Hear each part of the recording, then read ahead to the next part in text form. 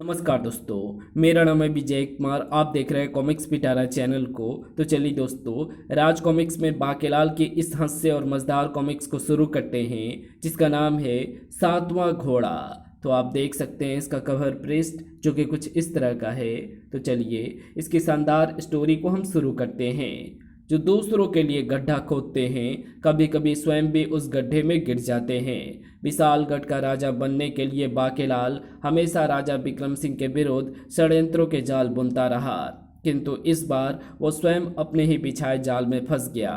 संकट का फंदा उसी के गले में आ पड़ा और इससे छुटकारा तभी संभव होगा जब बाकेलाल जलयक्ष को दे देगा उसके सभी 7 प्रश्नों के उत्तर।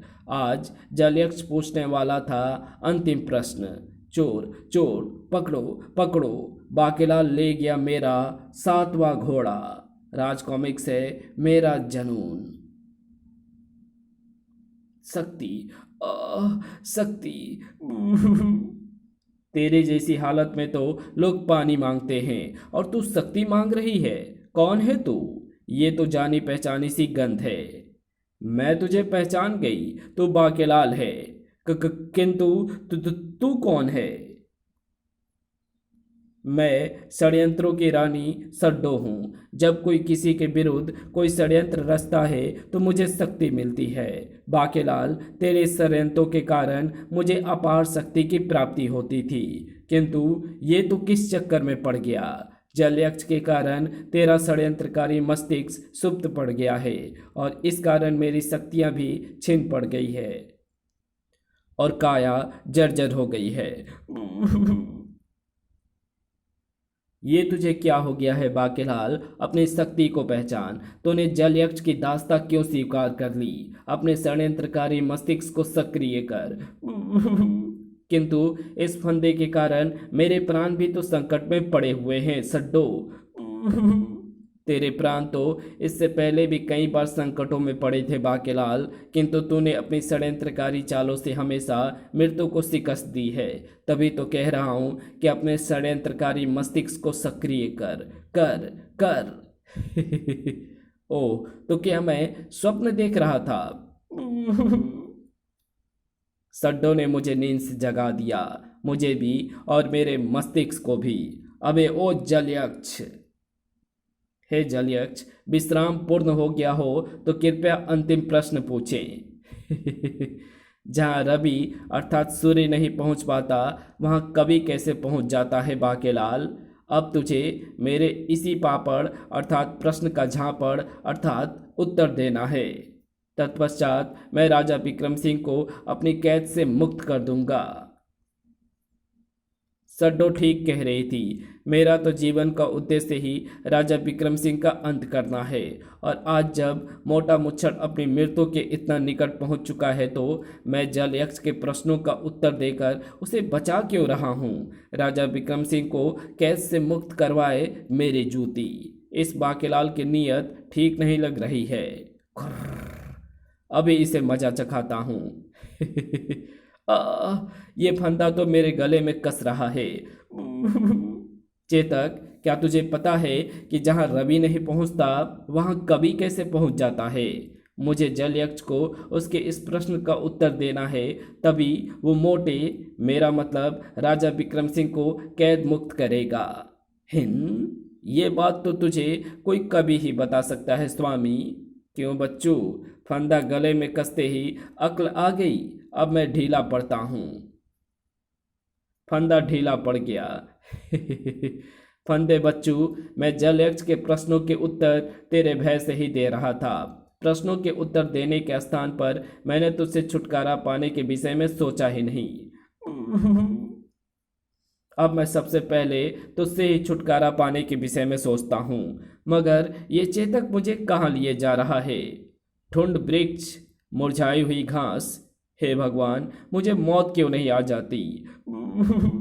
स्थान स्थान पर अपना माथा फोड़ते और मृत पड़े जीव यहाँ केवल बहरे ही रह सकते हैं। मन तड़पत हरि दर्शन को आज, और ये ऋषि बेचारा तो नेत्रहीन भी है। दर्शन तो घनश्याम नाथ मोरी अखिया प्यासी रे। कमाल है, पिछले 3 दिवस से यहाँ खड़ा हूँ और ये भक्त दर्शन दो रटे जा रहा है। अबे और कैसे दर्शन दो? हो न पद क्यों हूँ? अबे अबे चेतक के बच्चे, ये तू कहाँ ले आया कमबख्त? यहाँ तो कभी लंबडिंग रहता है। मैंने सोचा स्वामी कि आपको आपके प्रश्न का उत्तर एक कवि ही दे सकता है। चेतक के बच्चे वापस भाग। ओह, लंबडिंग का एक हाथ जलेबी की तरह मुड़ा रहता है और जितना चाहे लंबा हो जाता है। यहाँ आने के बाद तो देवता भी इसकी कविताएं सुनने से बच नहीं सकते। बाकेलाल, जो कल महकी थी वो गंध थी बिना तड़के के हिंग की, तुम्हें आखिर खींच हिलाई याद लंबडिंग की। चेतक के बच्चे दाल दाल कच्चे। अरे ये क्या, फंदा गले में मचल सा रहा है। ओह, समझ गया, इसको भी वही बेचैनी होने लगी जो लंबडिंग का नाम सुनकर प्रत्येक प्राणी एवं वस्तुओं को होने लगती है। वो मारा पापड़ वाले को मिल गया इस नामुराद फंदे से छुटकारा पाने का उपाय। अरे बाकेलाल, तुम तो मुझसे मिलकर प्रसन्न हो रहा है, ये देखकर मैं भी प्रसन्न हुआ। तभी वहां प्रकट हो गया छैला। अरे ये कौन है? पिताश्री, वो मारा पापड़ वाले को तभी बोलते हैं जब किसी के विरुद्ध षड्यंत्र रचते हैं। पिताश्री जब भी ऐसा कहेंगे मैं उन्हें षड्यंत्र करने से रोकने के लिए तुरंत आ जाऊंगा। मैं हूँ छैला, बाकेलाल जी मेरे पिता हैं। ओह, पुत्र को भी साथ ले आया? बाकेलाल, तूने अपनी शादी में नहीं बुलाया, ये बड़ी गलत बात है। शादी ब्याह जैसे उत्सवों में तो मुझे अवश्य बुलाना चाहिए। मेरी कविताएं सुनने के लिए दो दो श्रोताओं का होना मेरे लिए सौभाग्य की बात है। तो बाकेलाल, पहले मैं तुझे छोटी कविता सुनाऊंगा, फिर तुम कहोगे तो लंबी कविता। बच्चू फंदे तैयार हो जा। पेड़ों से पत्ते उड़ गए, डालियों से फूल गिर गए, हिरन सरोवर में कूद गए, कछुए पेड़ पर चढ़ गए। हिरन पानी में कैसे रहते, पानी में तो मगरमच्छ थे। मगरमच्छ रो रहा था, अपने वस्त्र धो रहा था। उसकी मगरमच्छी मायके गई थी, कल ही तो ब्याह कर आई थी। दुल्हन वो नई थी, दुल्हन की याद में मगरमच्छ कभी हो गया। उसने कविता रची, सुनो कविता। उसने उसने नाम से संबोधित किया था, कविता मगरमच्छी का नाम था। सुनो कविता, पर यह नाम नहीं, मेरी कविता है तो सुनो कविता। अब मैं कविता सुना रहा हूँ कि मैं जहाँ रहूँ, मैं कहीं भी रहूँ, मैं सरोवर में ही रहूँगा। तू जहाँ रहे वहाँ ना रहे, तू कहीं और कैसे रहे, तू मायके में ना रहे, तू ससुराल में भी ना रहे, तू जमी पर भी ना रहे, ना तो आसमान पर रहे। आसमान पर तो तू वैसे भी नहीं रह सकती क्योंकि तेरे पंख नहीं है। भगवान ने बड़ा जुल्म किया, तेरे पंख नहीं उगाए, क्योंकि उगाता तब तू चूड़िया बन जाती। तो मैं कह रहा था कि तू कहीं की ना रहे, तू मेरे केवल हृदय की रहे। कविता खत्म हुई। वाह वाह, चलिए पिताश्री, कविता समाप्त हो गई। पुत्र छैला, अभी तो मगरमच्छ की कविता समाप्त हुई है, मेरी तो बाकी है। क्या पता लंबडिंग की कविताएं सुनकर फंदा टूट जाए, क्योंकि इसकी कविताएं सुनकर तो यहाँ पेड़ तक टूट कर गिर जाते हैं। अच्छा बच्चों, तो हम गिरते हैं। नहीं पिताश्री, माताश्री, हमें छोड़कर मत जाओ। भागो, लंबडिंग कविता सुना रहा है। हमारे तो बाल भी नहीं हैं नोचने को। प्राणियों के दिमाग फिर जाते हैं। अबे ओ चूहे, आ कुश्ती लड़। घुर्र। नहीं, मुझे जाने दो हजूर, मेरे छोटे छोटे बच्चे हैं। मैं तो चला। लंबडिंग का ध्यान छैला की ओर नहीं था। गाय ने जो पैदा की थी वो बछवी थी, वास्तव में वो कछुआ नहीं कछवी थी। पेड़ पर उसे दिखा एक घोंसला जो कौवे का था। उसमें कौवे भी रहती थी। घोंसले में अंडे थे, हाथ लगाने में ठंडे थे। कौवे की रंगत काली थी। कछुई भी अपने कछुए के अंडों की मां बनने वाली थी। कछुई अंडे को देख कर चौंकी। बंद अंडों में से बच्चों का दम घुट जाएगा, दम तो मेरे बच्चे का भी घुट जाएगा, कौवे चिल्लाई। थोड़ी पगलाई और पगलाई, थोड़ी और पगलाई और पगलाई। कछुए के ना पंख थे ना बाल, भय से वो स्वयं ही खड़ी हो गई। फंदा तार तार होने को था। बचाओ, कोई मुझे बचाओ। ये तो फंदा टूटने का स्वर है। तभी अरे, ये मेरे गले में से एक और फंदा कहाँ से आ पड़ा। साएं। ये फंदा मैंने डाला है पिताश्री। छैला के बच्चे, ये तूने क्या किया। मेरे गले का फंदा टूट रहा था। यदि दबा दे फंदा टूट जाता तो मुझे जलयक्ष के प्रश्न का उत्तर देने की आवश्यकता ही नहीं पड़ती। यही तो मैं नहीं चाहता था। मैं चाहता हूं कि आप राजा विक्रम सिंह के प्राण बचाएं, और उसके लिए आपको जलयक्ष के 7वें प्रश्न का उत्तर देना ही होगा।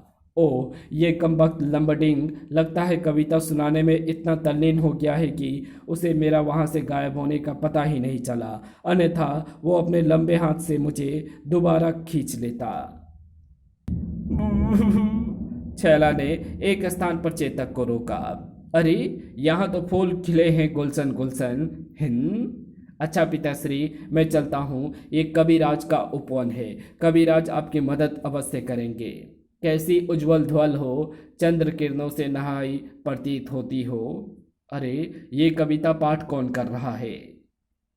तुम उपवन की तितली हो या फिर कोई उड़न पड़ी सूर्य की सतरंगी रश्मियों ने तुम्हें उतारा है, या इंद्रधनुष के रंगों में डूबकर जमी पर आई हो। तित तित तित, वाह कितनी सुंदर कल्पना है। वाह कविराज, कानों में मिश्री घुल गई। एक आप हैं और एक वो लंबडिंग। लंबडिंग मेरा छोटा भाई है। हम एक ही डाल के दो पत्ते हैं। तुम अपने यहाँ आगमन का प्रयोजन बताओ। बाकीलाल ने अपने आगमन का प्रयोजन उसे बताया। तब ओह, तो तुम्हें इस प्रश्न का उत्तर चाहिए कि जहाँ ना पहुँचे रवि वहाँ कवि कैसे पहुँच जाता है। हाँ, उत्तर तो मैं तुम्हें दे दूंगा बाकीलाल, किंतु बदले में मुझे सूरज का 7वां घोड़ा चाहिए। वो मैं कैसे ला सकता हूँ। सूर्य तक तो पहुँच पाना ही असंभव है। तो फिर तुम अपने घर जाओ। तुम्हें तुम्हारे प्रश्न का उत्तर नहीं मिल सकता। ठहरिए कविराज, मैं सूरज का 7वां घोड़ा लाने को तैयार हूँ। बाकीलाल, सूरज का 7वां घोड़ा लाने हेतु तुम्हें उसके पास जाना होगा। जहाँ पहुँचते ही तुम भस्म हो जाओगे, और सूरज के भीषण ताप से तुम्हें एक ही चीज़ बचा सकती है, और वो है कारू का कंबल। सुनो कारू की कहानी।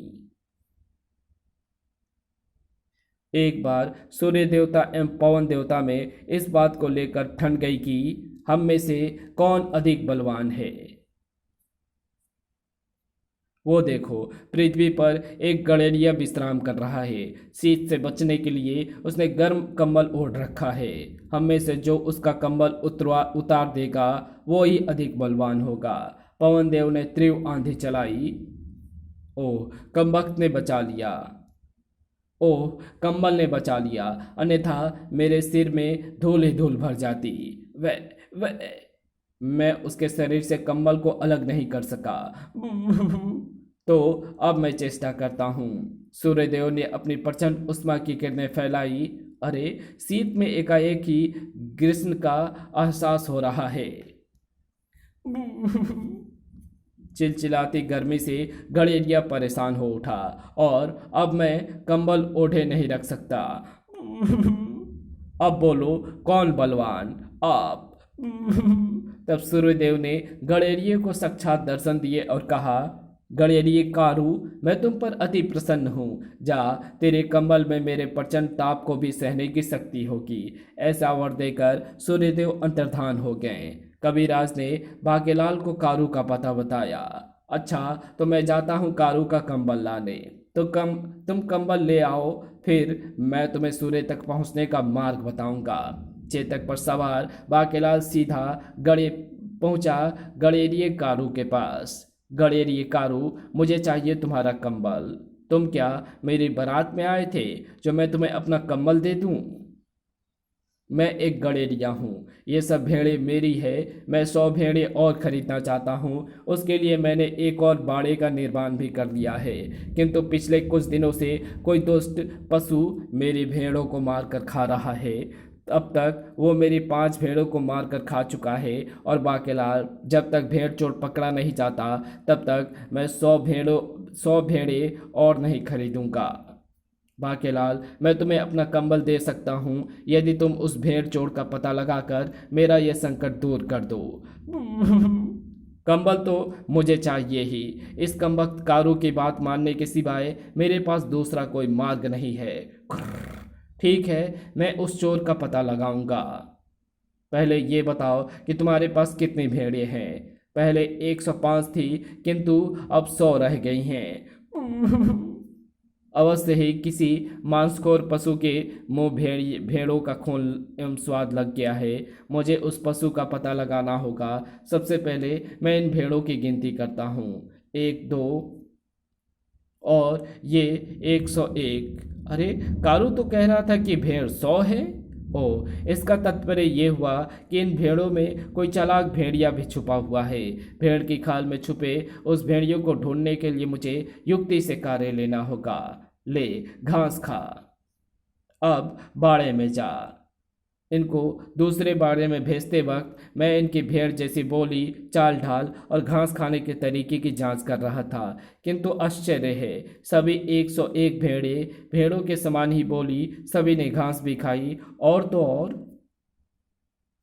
घास पर लगे जमाल घोटे के सेवन के पश्चात सबने भेड़ों जैसी मेंगनी भी की। बहन, मुझे मेघनिया लग गई है। मुझे तो आज धुलू ही मेघनिया आई। बाकेलाल, कुछ पता चला उस भेड़ चोर का? चोर शीघ्र ही मेरी गिरफ्त में होगा कारू। हे मानो, ये मानो कितना भी चतुर सही, किंतु ये कभी मुझे खोज नहीं पाएगा। मैं हूँ भेड़ की खाल में छुपा भड़का भेड़िया। मैं भेड़ों की आवाज़ निकालना जानता हूँ, घास भी पचा लेता हूँ और भेड़ों की मेंगनियाँ भी अपने पास जमा रखता हूँ और उन्हें पीछे से बाहर फेंकता रहता हूँ ताकि किसी को कानों कान भी मेरे भेड़ होने का संदेह ना हो। अब रात्रि घिरते ही फिर एक भेड़ मेरे पेट में होगी। मैं इन्हें संध्या चाल करवा कर लाता हूँ कारू, इससे इनके घास पच जाएगी। बाकेलाल, आगे तो खाई है। मेरी भेड़ें एक एक करके खाई में गिर रही हैं। भेड़ों में संकट को भांपने का बोध नहीं होता, इसे भेड़ चाल कहते हैं। अर्थात एक भेड़ के पीछे पीछे सभी भेड़ें खाई में गिर जाती हैं, किंतु मेरी सारी भेड़ें तो खाई में गिर गई। नहीं, ये खाई नहीं है, केवल कुछ हाथ गहरा गड्ढा है।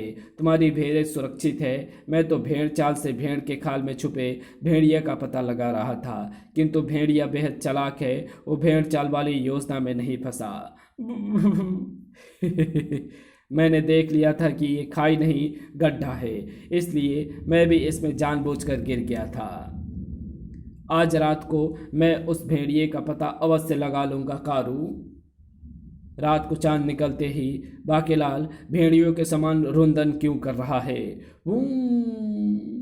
रुंदन के स्वर में एक और स्वर मिला।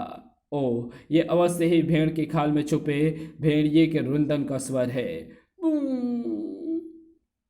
बाकेलाल ने तुरंत बाड़े में प्रवेश कर उस भेड़ का अंत कर डाला। खचाक! बाकेलाल, तुमने मेरी भेड़ को मार डाला। ये भेड़ नहीं कारू, बल्कि भेड़ की खाल में छुपा भेड़िया था जो तुम्हारी भेड़ों को मार मार कर खा जाता था। ओह, तो दुष्ट भेड़िए ने ये चाल चली थी। बाकेलाल, वादे के अनुसार अब मैं तुम्हें अपना कंबल दे रहा हूँ। धन्यवाद। अगले दिन बाकेलाल वापस कबीराज के पास पहुँचा। कबीराज, मैं कारू का कंबल ले आया। अब तुम मुझे बताओ कि मैं सूरज के पास कैसे पहुँच सकता हूँ। सूरज से 7वां घोड़ा लेने के लिए उसे बेबस करना होगा और ये कार्य केवल राहु कर सकता है, किंतु राहु तक पहुंचना और उसे उस कार्य के लिए मनाना सरल नहीं है। तुम्हें कल्पना के पास जाना होगा। कल्पना कहाँ रहती है? किसी के भी मस्तिष्क में। मैं किसी के भी मस्तिष्क में प्रवेश कैसे कर सकता हूँ? तुम कल्पना को मस्तिष्क में पुकारो, वो तुम्हारे सामने होगी। अब मुझसे तभी मिलना जब तुम्हारे पास हो सूरज का 7वां घोड़ा। कल्पना जी, कृपया आवे। बाकेलाल, मैं आ गई। बताओ बाकेलाल, मेरा विचार क्यों किया? सूर्य का 7वां घोड़ा लाने के लिए मुझे राहु तक केवल तुम ही पहुंचा सकती हो, ऐसा कविराज का कहना है। ओह, सूर्य तो मेरा शत्रु है। सृष्टि के आरंभ में सूर्य के रथ में 7 घोड़े नहीं होते थे। हे अश्व, अपनी गति और तीव्र करो। 8 प्रहरों में मुझे पृथ्वी की एक परिक्रमा पूरी करनी है, अन्यथा दिन रात का संतुलन बिगड़ जाएगा। चक्कर पूर्ण करने के चक्कर में सूर्यदेव एवं घोड़े बुरी तरह से थक कर चूर हो जाते थे। सूर्यदेव, थोड़े विश्राम की आवश्यकता है। वायु वेग के कारण हमारे खुर भी घिस गए हैं। जैसे जैसे सृष्टि का विस्तार हो रहा था, वैसे वैसे ही मेरा कार्य भी बढ़ रहा था। जनसंख्या के बढ़ने पर ज़्यादा लोग सोचने लगे हैं, उनकी कल्पना भी बढ़ गई है। कोई कुछ कल्पना कर रहा है तो कोई कुछ। मुझे शीघ्र ही उनके पास पहुंचने के लिए तीव्र रफ्तार घोड़े की आवश्यकता होती है। लोगों की सोचों, विचारों एवं कल्पनाओं को उनके गंतव्य तक पहुंचाने के लिए मुझे उन्हें तीव्रतम घोड़े देने पड़ते हैं। हे ब्रह्मा जी, मेरे घोड़े पर सवार होकर ही कोई भी प्राणी अपनी सोचों एवं कल्पनाओं को निर्णय के मुकाम तक पहुंच पाता है। कृपया मुझे तीव्र से तीव्रतम अश्व प्रदान करें। लो, सूर्यदेव भी आ गए, पहले उनकी भी सुन लूं। हे ब्रह्मा, 3 अश्व के रथ से पृथ्वी का पूर्ण परिक्रमा संभव नहीं हो पाती। मुझे और अश्व चाहिए। ब्रह्मा जी ने हमें अश्वलोक में भेजा। ये सब एक से बढ़कर एक अश्व शक्ति से संपन्न दिव्य घोड़े हैं, जो चाहिए हो छांट लो। सूर्यदेव की दृष्टि इन्हीं 4 शक्तिशाली अश्व पर ही है। सूर्यदेव अश्वों की ओर बढ़े ही थे कि ठहरिए सूर्यदेव, एक कहावत है कि स्त्री प्रथम। कृपया पहले मुझे अश्व का चुनने दें। कृपया पहले अश्व मुझे चुनने दें। हे अश्वदेव, यदि मैंने अधिक विलंब किया तो पृथ्वी की परिक्रमा अधूरी छूट जाएगी और आपको ब्रह्मा जी के कोप का भाजन बनना होगा। अश्व चुनने का अधिकार सर्वप्रथम मुझे दें। ठहरो पुत्री कल्पना, मैं सर्वप्रथम सूर्यदेव को अश्व चुनने का अधिकार देता हूँ, किंतु मुझे केवल ये 4 अश्व ही चाहिए। शेष अश्व को तुम ले लो कल्पना। सूर्यदेव ने छल से चारों सर्वशक्तिमान अश्व स्वयं ले लिए और मरियल घोड़े मेरे लिए छोड़ दिए। सूर्यदेव ने उन घोड़ों को रथ में जोत दिया। अप्पा, हम चल दे पे अहंगे आ। वक्त आने पर सबक सिखाऊंगी। तब कल्पना ने बाकेलाल को दिया वो शानदार घोड़ा। बाकेलाल, मेरे पास सबसे अच्छा यही घोड़ा है। इसका नाम है मंजू। ये मन की गति से दौड़ता है। ईश्वर तुम्हें सफलता प्रदान करे। चल मंजू, राहु के पास। ओह, मंजू मुझे राहु के पास भी ले आया। कौन है रे तू, बोधी वाले? राहु ग्रह पर क्यों आया है? मैं बाकेलाल, मुझे सूर्य का 7वां घोड़ा चाहिए, जो आपकी मदद के बिना मुझे नहीं मिल सकता। क्या तू सूरज का 7वां घोड़ा प्राप्त करने आया है? बाकेलाल, सूर्य मेरा शत्रु है। मैं उसके प्रकाश को धूमिल कर देना चाहता हूँ। उसे ग्रहण लगाकर मैं ऐसा कर सकता हूँ, किंतु मुझे ये साप मिला हुआ है कि मैं स्वयं अपनी इच्छा से उसे ग्रहण नहीं लगा सकता। अमावस्या एवं पूर्णिमा पर जब कभी सूर्य मेरी राह में आ जाता है तो उस पर मेरी छाया पड़ती है, किंतु उसका प्रभाव आंशिक ही होता है। मैं तो उसे हमेशा कालिमा से भरा देखना चाहता हूँ। बाकेलाल, मैं स्वयं अपनी इच्छा से उसे ग्रहण नहीं लगा सकता, किंतु दूसरे किसी की इच्छा से मैं ये कार्य कर सकता हूँ। मेरी इच्छा से तुम सूरज को ग्रहण तो लगा दोगे, किंतु उसका क्या लाभ होगा? सूर्य अपनी गति के कारण तुम्हारे प्रभाव से निकल जाएगा। हाँ, ऐसा तो संभव है। यदि तुम मेरी योजना के अनुसार कार्य करोगे तो तुम्हें भी सफलता मिलेगी और मुझे भी सूरज का 7वां घोड़ा प्राप्त होगा। मुझे क्या करना होगा? मैं सूर्य के पास जा रहा हूँ। मेरे सूर्य के निकट पहुँचते ही तुम सूर्य को ग्रहण लगा देना, जिससे उसकी शक्ति प्रभावित होगी, जिसका लाभ उठाकर मैं सूरज के रथ से 7वां घोड़ा खोल लूँगा। इतना बताकर बाकेलाल ने मंजू को सूरज तक पहुँचने का आदेश दिया। मैं तो मन की गति से चलता हूँ। मुझे सूर्य तक पहुँचने का आदेश देते ही तुम स्वयं को सूर्य के निकट पाओगे। अरे, ये कौन है? इसने तो कारू का कंबल लपेटा हुआ है। तभी सूर्य को कालीमा ने ढांप लिया। ये राहु की कालीमा है, वो मुझे ग्रहण लगा रहा है। हुन अप्पा दा की हूँ। बाकेलाल ने तुरंत थाम ली सूरज के 7वें घोड़े की लगाम। मेरी लगाम जिसके हाथ में होती है वही मेरा स्वामी होता है। हिंद आ गई 7वें घोड़ी की लगाम मेरे हाथ में। मंजू, चल निकल ले अब। नहीं, ऐसा मत करो। अरे ठहरो, तुम सब कहाँ जा रहे हो? वो हमारा लंगोटिया मित्र है। वे भी चले गए अपने मित्र के पास। सूर्यदेव, अब तुम मेरे चंगुल से नहीं निकल सकते। बाकेलाल कल्पना के पास आ पहुंचा। मैं सूरज का 7वां घोड़ा ले आया। तो फिर वादे के अनुसार 7वां घोड़ा मुझे दे दो और मन का घोड़ा मंजू वापस मेरे सुपुर्द कर दो। अरे कबीराज, आप भी यहीं पर आ गए। बाकेलाल ने मंजू कल्पना को 7वां घोड़ा कबीराज को सौंप दिया। तब कल्पना, ये लो, वादे के अनुसार मैं तुम्हें सूरज का 7वां घोड़ा सौंपता हूँ और मैं भी अपने वादे के अनुसार तुम्हें सौंपती हूँ मन का घोड़ा मंजू। ये वादे का क्या चक्कर है? बाकेलाल, मैं कवि हूँ। मुझे भिन्न भिन्न किस्म की रचनाएं रचने के लिए कल्पना के घोड़े पर सवार होना पड़ता है।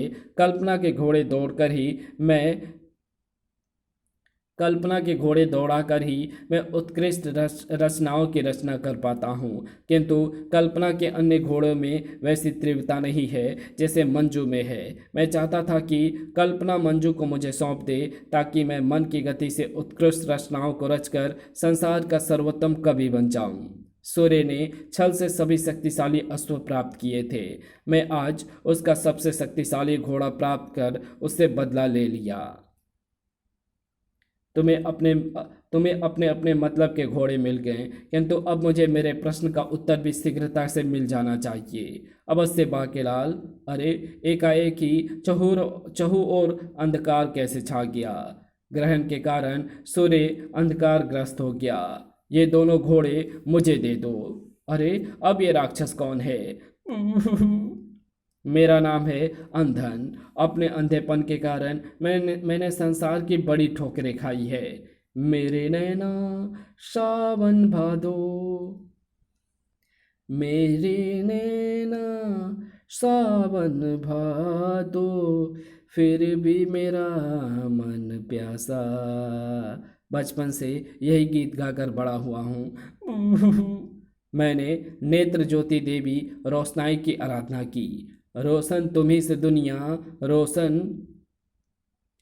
रोशन तुम्ही से दुनिया, रौनक तुम्ही जहाँ की। हे देवी, कृपया इन अंधे दियों में रोशनी की बाती डालो।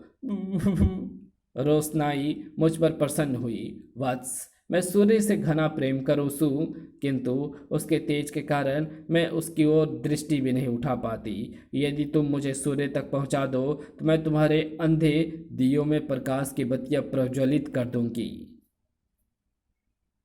अब मेरे पास है मन का घोड़ा मंजू, सूर्य के तेज से रक्षा करने वाला कंबल और सूरज का 7वां घोड़ा भी। किंतु इस समय तो सूर्य को ग्रहण लगा हुआ है। ऐसे में सूर्य के निकट जाना अशुभ होगा।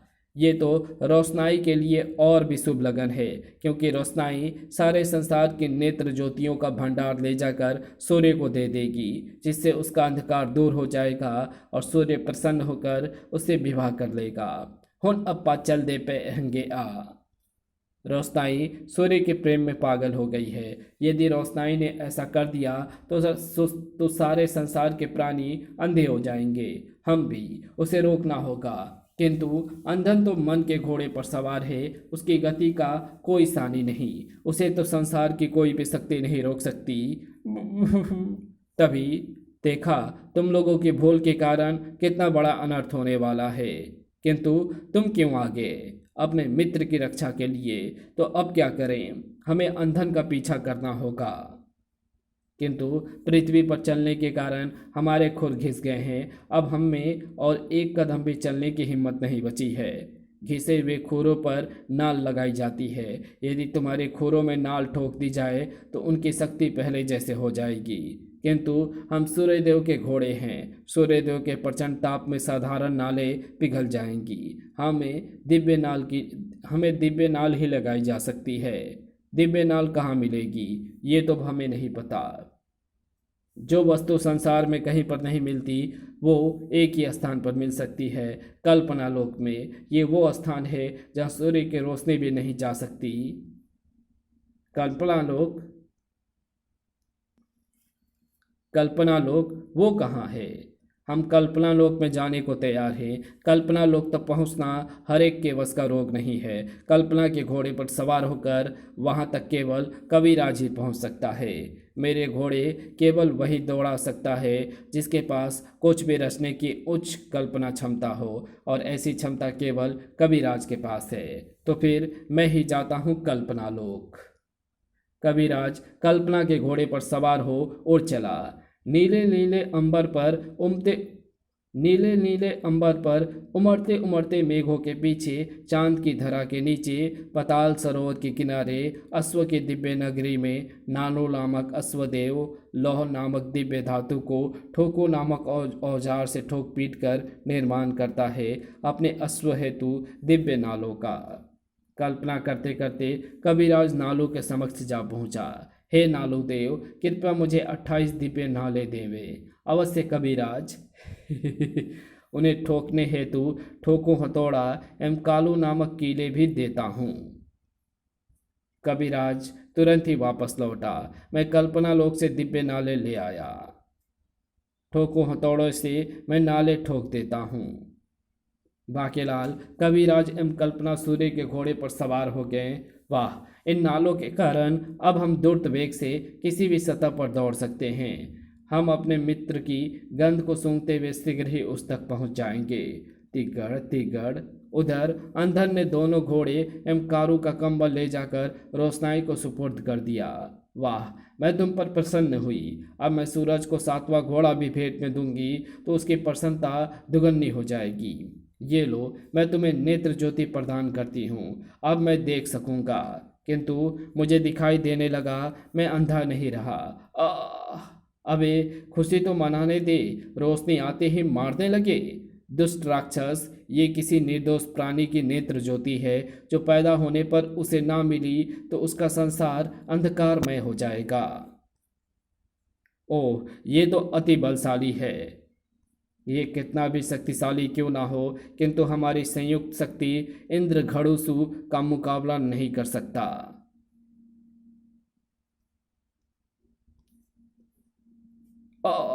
मेरी मृत्यु इंद्र घड़ूस के प्रहार से ही होनी थी। नेत्रों की रोशनी मिली तो जीवन ज्योति बुझ गई। इंद्र घड़ूस रोशनाई मन के घोड़े पर सवार होकर सूर्य की ओर कूच कर गई है। वो अपने साथ नेत्र ज्योति भंडार भी ले गई है। मैं चली देखो प्रेम की गली, मुझे रोके ना कोई। मैं चली। हे इंद्र घड़ूस, मुझसे भूल हुई। मैंने सूरज का 7वां घोड़ा यहाँ लाने की जरूरत की, जिससे कि संपूर्ण सृष्टि ही अंधकारमय होकर संकट में पड़ गई। तुम तुरंत जाओ और रोशनाई को रोको। मैं जाता हूँ। रोशनाई की राह रोक ली राहु के अंगरक्षकों ने। तुम आगे नहीं जा सकती। नेत्र ज्योतियाँ हमारे सुपुर्द कर दो।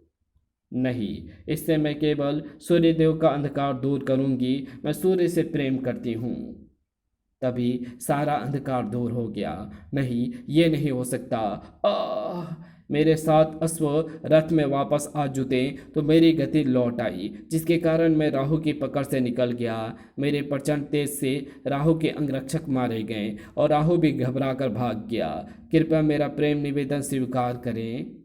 मुझे तुम्हारा प्रेम निवेदन स्वीकार है, किंतु हे सूर्य प्रेमिका, चेहरे से अब तो अपने कंबल हटाइए, जरा मुझको अपनी चांद सी सूरत दिखाइए। क्या तुम ये चाहती हो कि मैं अपनी प्रेमिका का मुख भी ना देख सकूं? ये एक प्रेमी पर जुल्म होगा। किंतु यदि मैंने मुख से कंबल हटाया तो आपके तीव्र तेज से मेरा मुख जलकर भस्म हो जाएगा। तो फिर जाओ, दूर रहकर मेरी प्रेमिका बनी रहो और अपने कर्तव्य का पालन करती रहो। हे सूर्यदेव, कृपया हमें क्षमा करें। मैंने कविराज के साथ मिलकर आपका 7वां घोड़ा प्राप्त करने की घृष्टता की। हाँ, एक सांप के कारण हम स्वयं ऐसी चेष्टा नहीं कर सकते थे, अतः इस कार्य में बाकेलाल की मदद ली। कल्पना, मैंने सृष्टि के रक्षा हेतु ही त्रिवतम अश्व का चुनाव किया था, किंतु तुम्हारी उपयुक्तता को देखते हुए मन की गति से दौड़ने वाला मंजू घोड़े को तुम्हारे लिए छोड़ दिया था। किंतु अब मेरे प्रश्न का उत्तर भी तो दे दो कविराज। बाकेलाल, कल्पना लोक में कौन गया? आप कविराज। क्या रवि अर्थात सूर्य वहां पहुंच सकता था? नहीं। ओह, मुझे उत्तर मिल गया। तब जल यक्ष के सम्मुख जहाँ ना पहुँचे रवि, वहाँ वहाँ कभी कल्पना के घोड़े पर सवार होकर पहुँच जाता है। ये तो पापड़ का सही झापड़ है। आहा, बाकेलाल, मैं कैद मुक्त हो गया। क्या तुम कैद मुक्त हो गए? किंतु कैद में तो महाराज विक्रम सिंह है। बाकेलाल, वो मेरी कैद में है और मैं सरोवर यक्ष की कैद में था। सरोवर यक्ष की कैद से छूटने के लिए मुझे उसके 7 प्रश्नों के उत्तर देने थे, और वो वही प्रश्न थे जो तुमने मुझसे पूछे। हाँ, अब मैं तुम्हारे महाराज को स्वतंत्र कर रहा हूँ। बाकी मेरे लाल देगाल, बहुत दिनों से तेरी पुच्ची नहीं ली। मोटे, तेरा सत्यानाश, तेरा बेटा गर्क, अबे लानती इंसान, इतने दिन जल में रहकर भी डूब कर नहीं मरा। पुच्छ। ओह जलयक्ष के बच्चे, अभी तो तू गायब हो गया है, लेकिन तुझे भी देख लूंगा एक दिन। फिर महल में पहुंचते ही बाकेलाल के गले से फंदा खुल गया। आहा महाराज, आपने लौटने में इतनी देर क्यों लगा दी? वहां सरोवर की जलपरियां के बीच में आने वहां सरोवर की जलपरियों के बीच से आने का मन ही नहीं करता था महारानी स्वर्णलता। शुक्र है फंदा खुल गया। मोटा वहां जलपरियों के मजे लूट रहा था और 7 प्रश्नों के उत्तर देते देते यहाँ मेरी जान पर आ बनी थी। और इसी के साथ ये शानदार कहानी यहीं समाप्त होती है। तो आपको ये सीरीज कैसी लगी? अगर आपको ये वीडियो अच्छी लगी हो तो इस वीडियो को लाइक शेयर कमेंट ज़रूर कर देना। चैनल पर नए हो तो चैनल को सब्सक्राइब कर ऑल नोटिफिकेशन को सेलेक्ट ज़रूर कर देना। Thanks for watching my videos.